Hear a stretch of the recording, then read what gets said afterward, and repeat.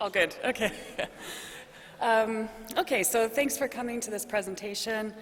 This work on understanding the role of human values was conducted by myself and other colleagues as part of our collaboration in the Co-Inform project, which is a project about helping to create more misinformation resilient societies. And we're currently in the process of trying to build some tools to help people engage with the types of misinformation that they might engage with online. And this particular work wound up contributing more to our philosophy of misinformation than a direct computational approach, but my hope is that by the end of the presentation you'll understand why we feel that this information can and should inform future computational and also educational initiatives for misinformation. So basically, why are we talking about trust? If I were so inclined to believe this image and post it, it wouldn't take much for you to be able to debunk it. You just have to open up Twitter and we would see that the president is alive and well tweeting from the White House and that this is not true. And in addition, because it can be so completely and thoroughly debunked, it also wouldn't take a lot for me to believe that it's not true, what it is that I'm posting. But as we've talked about many times already today, when we really think about what it means to be misinformed, that's in a lot of the details. So like with this example, it matters to me, I don't know if you can see that it's Bette Midler who posted this particular information. It matters, what do I think about Bette Midler? Do I take my political advice from her? What do I think about the spin that she's putting on this? All of those are relationship-based issues that come into the side of misinformation. And so for us, we were really concerned about getting at like why, which parts of this issue are about the being misinformed and not about the source actually trying to misinform somebody. So I'm just getting used to this little clicker here. 1 second. I'm sure that some of you have had the experience actually with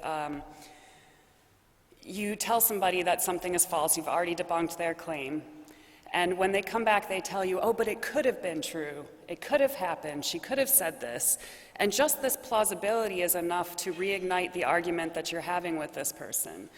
This is the type of pernicious, overreaching impacts of misinformation that we wanted to see if we could address. Sorry. It's difficult to investigate all of those various details in misinformation, all of the socially and culturally embedded aspects of it. And we don't have the perfect computational tools to be able to do that. The tools we do have can take on part of the role, but the rest of the way has to be done with human beings. And whenever you have human beings in the mix, as we've also discussed today, you also have issues of bias, you have issues of social norms and mores, you have the social relationships that are perceived. You've got meta-perception. It's not only who I actually am, but who I think you think I am. All of that comes into the mix, and so therefore we also have issues of trust. And there's been a lot of really exciting work on analytical thinking and reasoning in the context of dealing with being misinformed. The wonderful MIT paper about lazy thinking.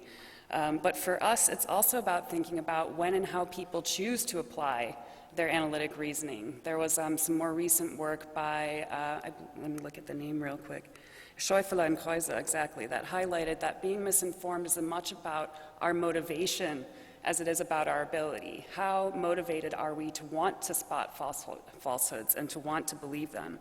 And trust is sort of the medium by which we can even entertain changing our minds about something.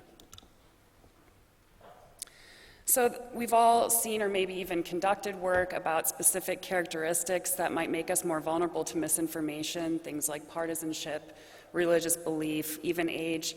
But the body of work that we focused on for developing this paper was the work that was like, actually, it's human values that are behind all of that. So it's not your age that makes you vulnerable to misinformation, it's the kind of values that you might have at a specific age. It's not religious belief per se, it's the conservatism or respect for tradition that usually accompanies religious belief. And so that looking at the values might actually make a better or understanding of actually what makes people vulnerable to certain types of misinformation. And there's lots of different models of trust that we referred to in the paper, but the one that we chose was the one from Schwartz here. And part of the reason that we chose it was because of this circular visualization that actually shows how certain values can even really quite literally be at odds with one another. And values, according to Schwartz, was just the criteria that we use basically to make every single decision about how we want to perceive the world, what we want to do and say. So somebody that has a really strong value for security and respect for tradition and obedience might have difficulty understanding the viewpoint of somebody who really values autonomy and self-transcendence or maybe even universalism.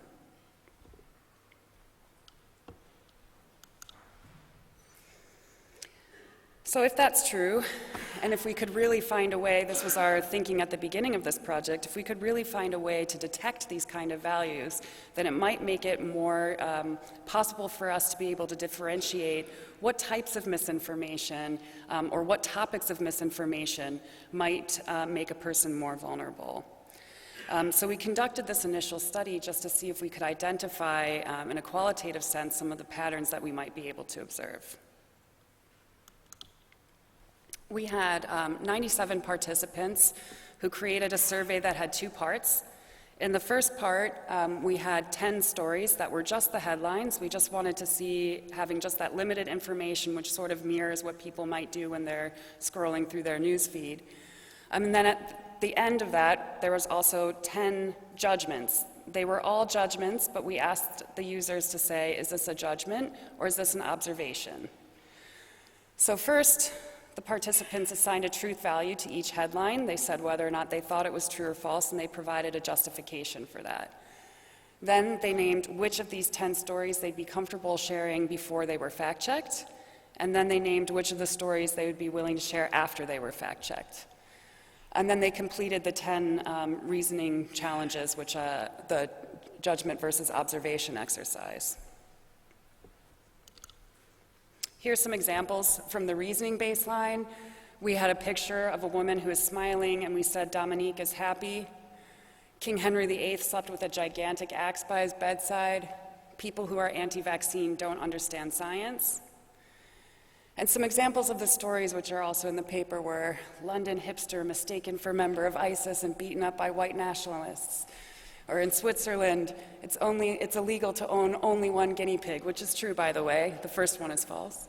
The third one, man with a bomb allowed on plane, also true. These are just some examples of some of the stories that we were asking. So in the first part of our analysis, what we did was we checked those reasoning scores against whether or not participants were able to spot misinformation. And our thinking with that was, if you were able to reason out that each of those statements was a judgment, maybe you would be better at performing the assigning a truth value activity. Then we annotated the participants' responses, so their justifications for providing true and false against Schwartz's scheme. So you can see some examples of justifications on the right-hand side of this. And then we took them, these were not not exclusive codes, because sometimes participants made several claims in the same statement, but what we did was we created aggregates of those codes over time, and this started to create a value profile for the stories and for the individuals over the 10 stories. And what we did with the stories that they would or wouldn't fact check is we tried to calculate a score for the demand for fact checking. So how important was fact checking in determining whether or not somebody would share the story? So in terms of our first research question, which was how the valuables were visible, we definitely saw continuity of values across the individual. So throughout the 10 stories, if an individual was having a lot of open values, which are things like universalism, benevolence, then we saw them exhibiting those same types of values toward other stories. We also saw it in how they interpreted the intentions of authors. So if somebody was showing more, again, more open values, then we had one story that was about the NHS, the National Health Service in the UK, spending £30 to buy gluten-free bread, which was not true. But some of the people who had more universalist profiles, they were saying things like, oh, this is just fear-mongering by the Tories. You know, they already had a certain intent in mind, and we saw that. We saw continuity in that. And then also in their interest or lack of interest in sharing certain stories. So one of the stories we had was Nigerian restaurant serves human flesh, which was not true anyway. But even after fact-checking, even if they thought it were true, we didn't find hardly any participants actually who would share that story. It wasn't deemed worthy of sharing for various reasons, including that they felt that it could potentially cause more harm or risk to different communities. Other patterns that we saw was that the reasoning in the baseline was really, we only noticed effects when it was 100%. So they got 100% of the judgments correct. Then they tended to be a little bit better at recognizing whether or not a headline was more likely to be true or false. But that was a very small effect size. And we also found that pretty much across the board, people had the most difficulty determining that something was a judgment when it included either a photo reference like this. We tend to interpret what we think people's emotional state is based on the evidence that we're seeing, but actually you can't do that. And you saw lots of evidence of this happening in the wake of the fires at Notre Dame, for example. People posting like one image of somebody smiling and deciding that this meant the person was happy about this particular event happening. And also in terms of size, color, all different kinds of these little tiny details, the modifying details, the qualifying details, that seemed to be where people tended to think that what they were looking at was a real observation, when in fact it is actually a subjective judgment. We did find that open values tended to be more associated with performing well on both activities, but only if they were also sort of tempered by a little bit of self-interest, like self-enhancement or a value of achievement. Having only open values also resulted in poor scores. And you can see here, for example, that some of our more liberally minded participants that didn't have those modifiers believed this story about the hipster being mistaken for a member of ISIS. So what do we think that this can do to support current approaches? Well, for one, we felt that detecting values would allow us to take, again, this more philosophical approach to understanding and dealing with misinformation by looking at what makes a particular person misinformed, and to be able to maybe even identify or understand those misinformation blind spots. And what we realized was that misinformation tends to get a free pass, unfortunately, for the same reasons that anybody, that would happen to anybody, because it looks plausible, because it's ambiguous, because it's subtle, and because it might be anchored to a familiar model that you already know. And the bad news about this is that that's going to be different from individual to individual. But the good news is that through strong social science modeling, we might be able to get at some categories of this. We might be able to define some groups or some specific areas of interest that could be important to us. To also be able to turn this back around on itself, because if the misinformation can get a free pass in this way, then corrective information can also get a free pass in this way. We have to learn how to speak to the people who are misinformed in the language that they understand, and using the terms and the words and the ideas that are important to them so that we can help feed back information that they will actually trust. Because ultimately, at the end of the day, inside of the Co-Inform project, we're building all of these great tools, but if people don't trust them and want to use them, then what's the point? So we're trying to get at this deeper understanding for who might be vulnerable to what when, so that we can think about the timing of our interventions in a little bit more detail. And I think I've rushed through that now, actually, but then there's some time for questions. Thanks very much. Yeah, there's a bit of time for questions.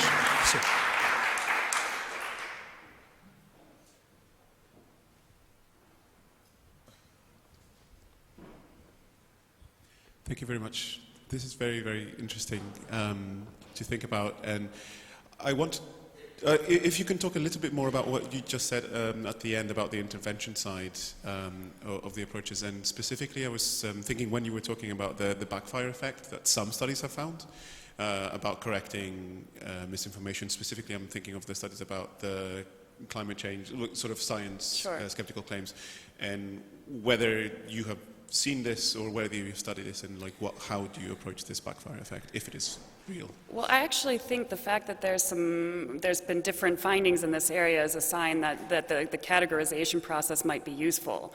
So I'm assuming that backfire effects will happen under certain circumstances, and finding out what those are is going to be important. So some of the research that I've seen has talked about if it's coming from someone you know, that it's much easier to accept a correction from somebody that you know and trust. That makes a lot of sense. You know, that person, even if you're looking at the model that I just introduced to you, if that person has that same value system, and the example that I always use is my mother is my test case for all things misinformation related. And if I told her that something she said was problematic or racist or anything, she might not believe me because, in her view, I'm this liberal snowflake. But if her own brother were to tell her this, who also shares some of her values, she's much more likely to believe it. I find the backfire effect happens in person as well, that if I try to correct somebody from a different value system from me, they resist it even more. You know? So it's obvious to me, in terms of those interpersonal relationships, how that might play a role there.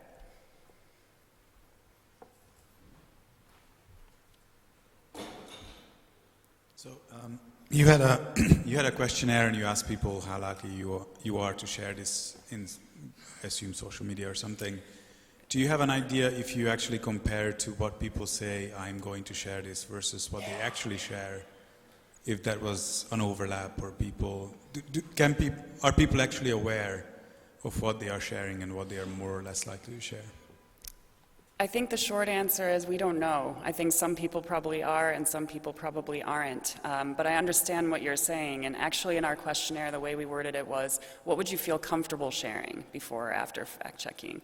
And I think it's because we can't know unless we're doing an empirical study following people's behavior online exactly to know what they're doing and why. So we tried to instead get at their perceptions at least, just to see if we could approximate that a bit closer. Yeah, I'm not sure yet how this would be observed in the wild, so to speak.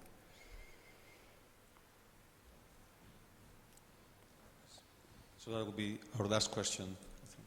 Yeah, or that. Yeah.